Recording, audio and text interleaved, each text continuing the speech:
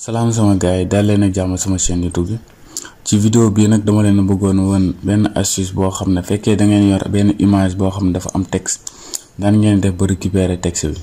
exemple nga am ben document PDF bo xamne mu ngi sa côté légui au lieu que ngay ubbi waat Word wala ben fichier texte pour récupérer pour bindaat texte bi mën nga ko photo ak iOS 16 bi nga récupérer texte bi nan nga koy defee par exemple da ngay ñëw ci photo par exemple xam nga photo la affaire bi nek légui gis nga photo bi mi ngi ni légui photo bi amna texte légui ñun dañu bëgg récupérer texte soo ko bëggee récupérer nan ngay def da ngay ñëw nga def ni légui soo defee ni par exemple mën nga def sélectionner tout comme mën nga sélectionner juste partie bi la bi nga bëgg par exemple ma def ni voilà légui suma nexé tamit mo wacc ma né par exemple xaaral ma defal ni dama ko baye au mauvais moment voilà ma def ni légui suma defé ni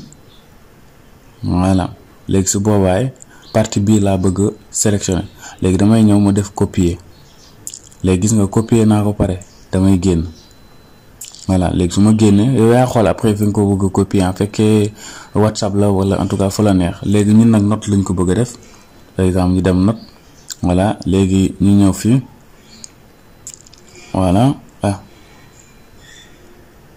voilà légui fi lañuy bëss voilà légui fi ñu coller ko ñu def coller voilà gis nga texte bi mi ngi ni sans problème nekkuma fi di bindaat nekkuma fi def dara so la neexé tamit ma ngeen vérifier gis ngeen texte bi